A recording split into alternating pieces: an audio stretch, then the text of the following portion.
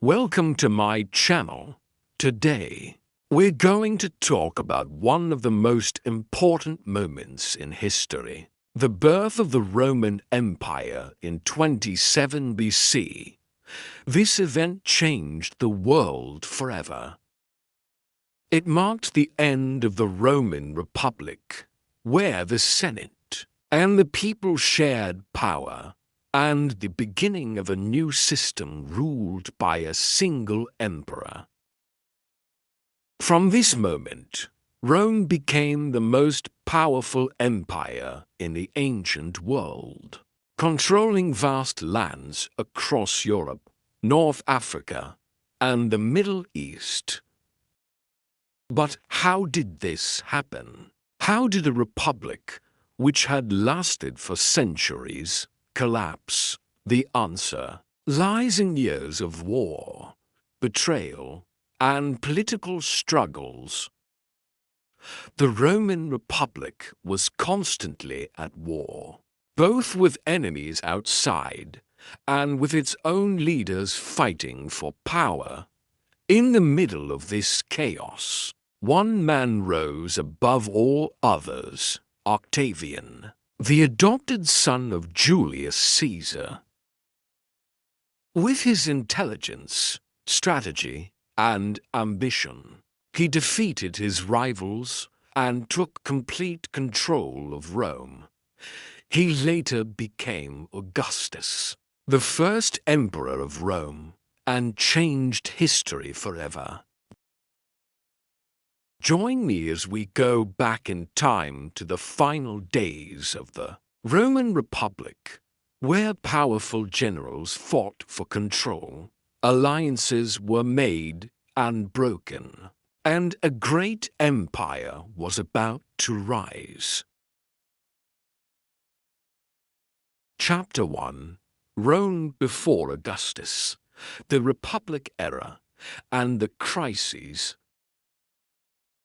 Roman Republic 509 BC to 27 BC.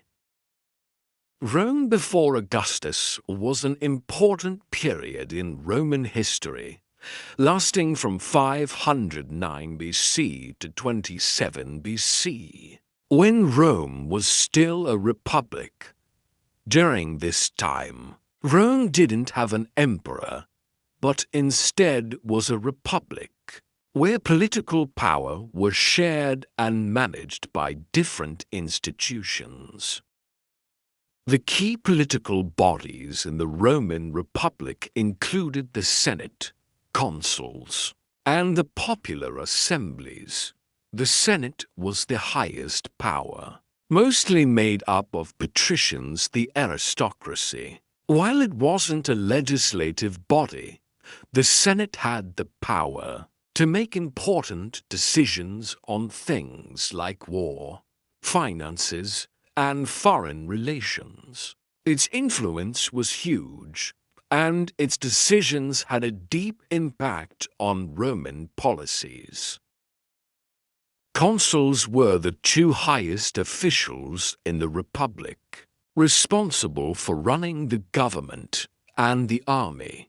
However, their power was limited to 1 year, and they could veto each other's decisions. This system helped prevent one person from gaining too much power. The popular assemblies represented the plebeians, common people. This is where ordinary citizens could get involved in politics, elect officials, and pass laws. Although the assemblies didn't have as much power as the Senate or consuls, they played an important role in protecting the interests of the common people. The political system of the Roman Republic showed a clear division of power between different social classes. However, there were many conflicts, especially between patricians and plebeians. Reforms aimed at fixing these issues, like the ones proposed by the Gracchi brothers, failed and led to violence.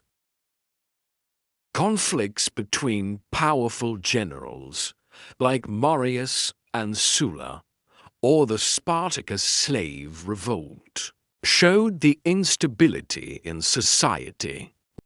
All these problems eventually weakened the Republic and created the conditions for Augustus to rise to power, starting a new era, the Roman Empire.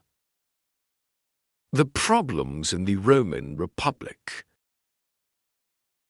At the end of the Roman Republic, the country faced many problems that made life unstable and led to the collapse of the system.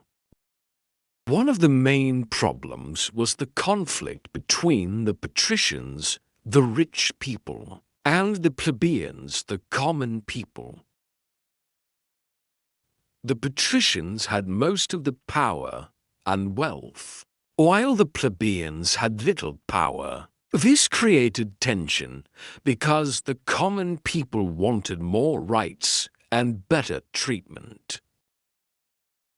Another big problem was that poor farmers were losing their land. Rich families owned huge estates, called latifundia, and took land away from the small farmers. These farmers, many of whom were soldiers, couldn't keep working their land and became poorer. This caused anger and frustration among the people because the gap between the rich and poor kept growing. The Roman army also had issues. Most soldiers were poor farmers, and when they lost their land, they weren't treated well or given enough support. This caused problems in the army, making it weaker and less loyal to the government. To try to fix these problems, the brothers Tiberius and Gaius Gracchus tried to make changes. Tiberius Gracchus suggested giving land to poor farmers and making other political changes to help the common people. But the rich people didn't like these ideas and killed him. After that, Gaius Gracchus tried to continue his brother's reforms, but faced the same opposition and was also killed. These failed reforms showed how hard it was to change the system, because the rich people didn't want any changes. Besides these social problems, there were also conflicts between powerful military leaders. Marius and Sulla were two generals who fought each other for control of Rome. Sulla took over Rome in 88 BC and made himself a dictator, showing how easily a general could take power by force. Another major event was the slave revolt of Spartacus, 73 BC to 71 BC, where Spartacus, a slave, led a huge rebellion against the Roman government and army. The revolt lasted for 3 years and shocked the Roman world. Even though it was finally crushed, the revolt showed how unhappy many people were with the system. All these problems weakened the Roman Republic. As powerful generals gained more control, the government became unstable. In the end, Augustus took power and ended the Republic, starting the Roman Empire. Chapter 2. Julius Caesar, The rise and tragic death 100 BC to 40 for BC, the first triumvirate. 60 BC to 53 BC, the first triumvirate. 60 BC to 53 BC was an important political move in ancient Rome, where three powerful figures, Julius Caesar, Pompey, and Crassus, joined forces to control the politics of Rome. Each of them had their own goals, but needed each other's support. Caesar, with big political ambitions, needed help to achieve his goals.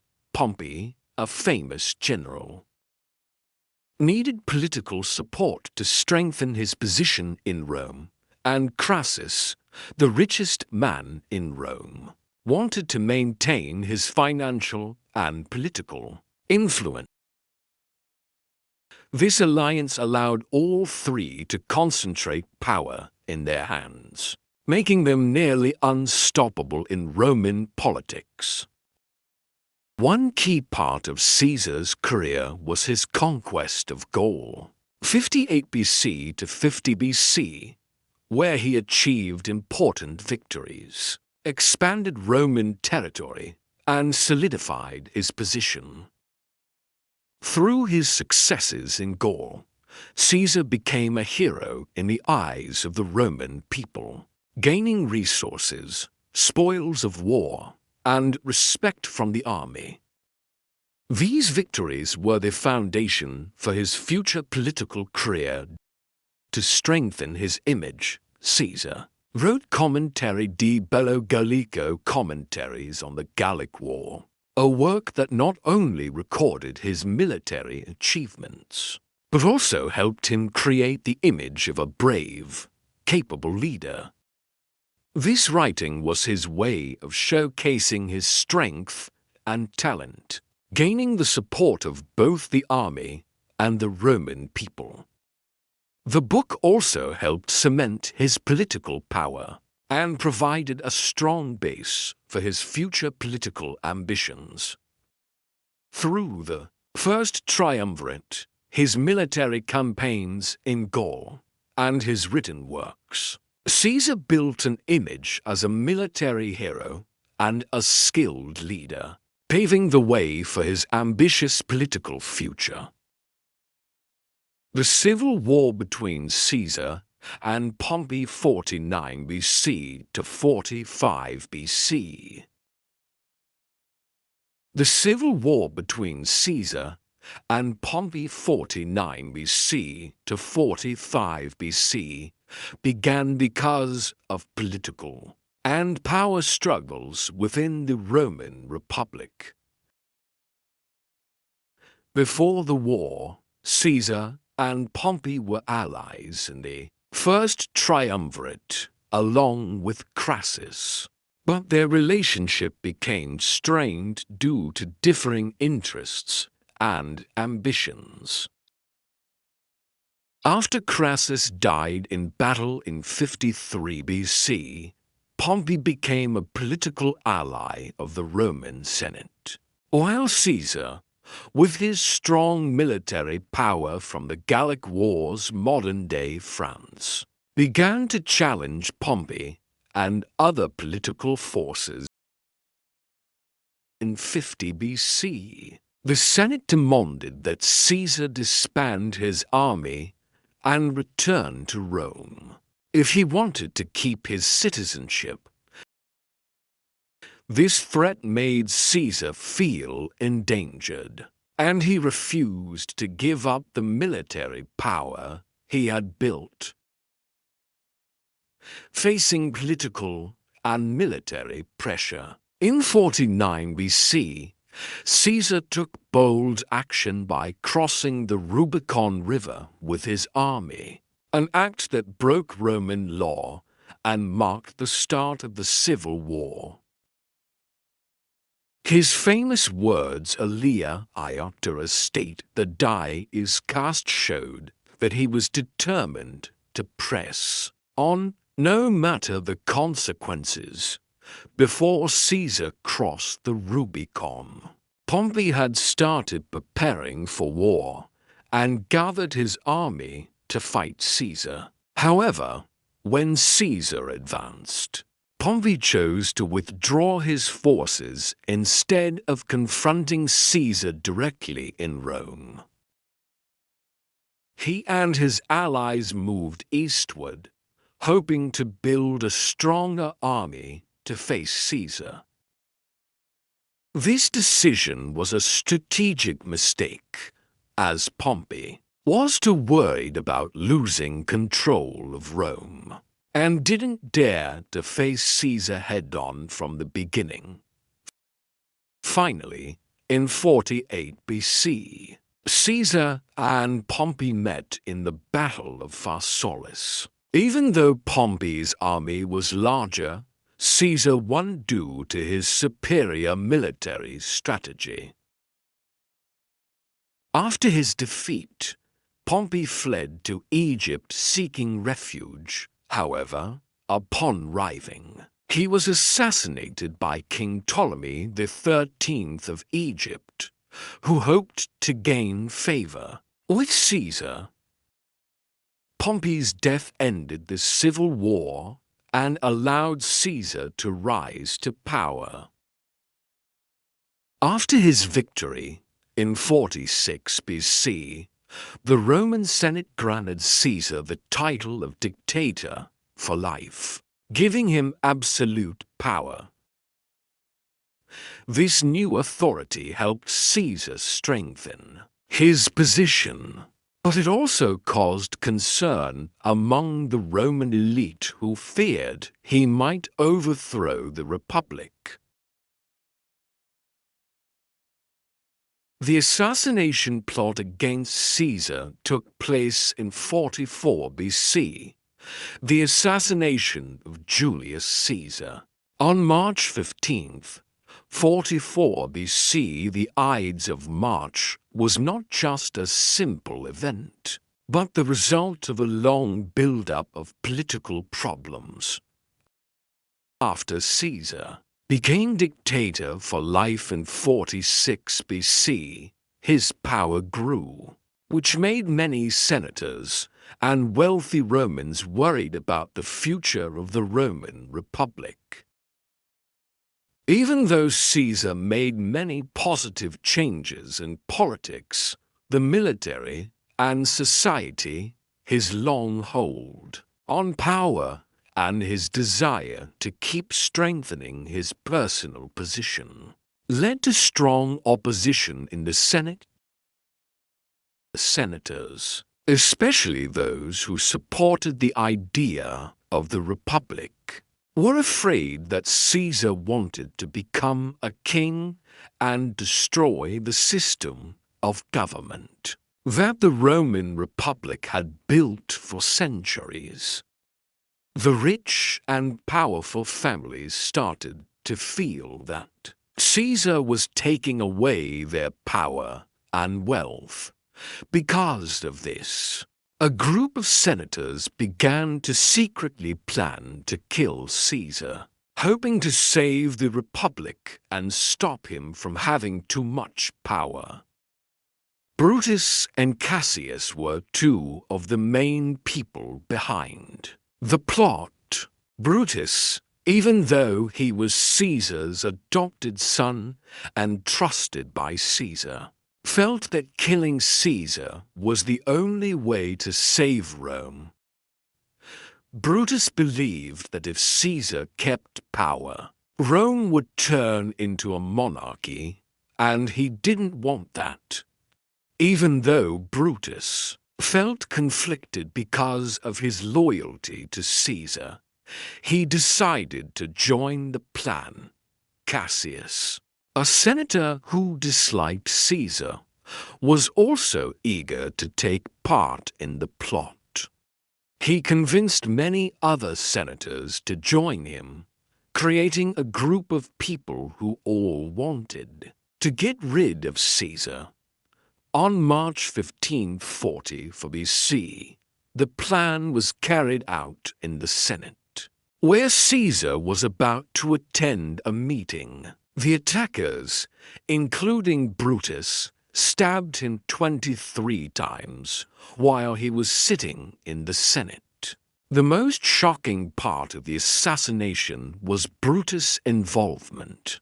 According to legend, when Caesar saw Brutus among the attackers, he said to Brute, "You too, Brutus?" showing his surprise and disappointment that someone he trusted so much was betraying him. After Caesar's death, the conspirators hoped to restore the Roman Republic and stop Caesar from taking too much power. However, their plan didn't work as they expected. In fact, Caesar's death led to a power struggle and political chaos. Caesar's supporters, especially Mark Antony and Octavian, who later became Augustus, fought for control, which led to more conflicts. In the end, Caesar's assassination didn't bring back the Republic. Instead, it led to the rise of a single ruler, and the Roman Empire was born. Chapter 3. The Civil War after Caesar's death, 44 BC to 31 BC. After Julius Caesar's death in 44 BC, the political situation in Rome fell into chaos. Although Caesar held absolute power, his death didn't mean the end of political struggles in the empire. Different factions and powerful figures began fighting for control to replace the position Caesar left behind. It was in this context that the Second Triumvirate was formed, consisting of Octavian, Mark Antony, and Lepidus. This alliance was created to avenge Caesar's death, eliminate those responsible for his assassination, and strengthen the power of its members. Octavian, Caesar's adopted son and legal heir, was only 18 years old when Caesar died, but quickly rose to become an important figure in Roman politics. As Caesar's heir, Octavian gained the support of many, especially the veterans, loyal to Caesar. Despite his young age, Octavian showed political skill and seized every opportunity to strengthen his power. He immediately formed alliances and used military power and his family's influence to fight for control in an unstable world. Mark Antony, one of Caesar's top generals and close allies, was also a key figure during this time. Antony not only had great influence in the army, but also held significant political power in Rome, due to his long relationship with Caesar. After Caesar's death, Antony tried to maintain his power and had big ambitions for Rome. However, he had to work with Octavian to face common enemies. Despite being allies in the Triumvirate, the relationship between Octavian and Antony grew tense, and their rivalry would later become one of the most famous conflicts in Roman history. Lepidus, although part of the Second Triumvirate, held limited power within the alliance. He was a capable general with some influence, but in the face of the power struggle between Octavian and Antony, he could not maintain a strong position. While he had an important role at the beginning, Lepidus was eventually sidelined as the tension between Octavian and Antony grew. In the end, Lepidus was forced out of politics, leaving Octavian and Antony to fight for control. The main goal of the second triumvirate was to avenge Caesar's death and eliminate the conspirators, especially Brutus and Cassius. The Battle of Philippi in 40 BC was a crucial conflict where Octavian and Antony's forces confronted Brutus and Cassius. After Caesar's death, Brutus and Cassius led an army to restore the Republic and oppose Caesar's heirs. However, Octavian and Antony's forces won the battle. Following their defeat, Brutus and Cassius committed suicide, marking the collapse of the anti-Caesar faction and consolidating power for Octavian and Antony in the Roman Empire. While the Philippi victory helped remove Caesar's biggest enemies, the tension between Octavian and Antony didn't lessen. After the battle, Octavian and Antony continued to share power, but their relationship became increasingly strained. Octavian, despite being Caesar's legal heir, was unhappy with the power Antony held in the East, especially when Antony started a relationship with Cleopatra, the Queen of Egypt, which worried Octavian's allies in Rome. While Octavian worked to gain the support of the Romans, Antony sought to strengthen his position through his alliance with Cleopatra, which further fueled the conflict between them. Ultimately, the rivalry between Octavian and Antony reached its peak, leading to the Battle of Actium in 31 BC, a decisive naval battle. Octavian and Antony prepared for the final confrontation, and in this battle, Octavian's fleet, led by Agrippa, decisively defeated Antony and Cleopatra's forces. After their defeat, Antony and Cleopatra committed suicide, leaving Octavian as the sole ruler of the Roman Empire. Octavian's victory in Actium not only made him the undisputed ruler of Rome, but also ended the Roman Republic and paved the way for the establishment of the Roman Empire.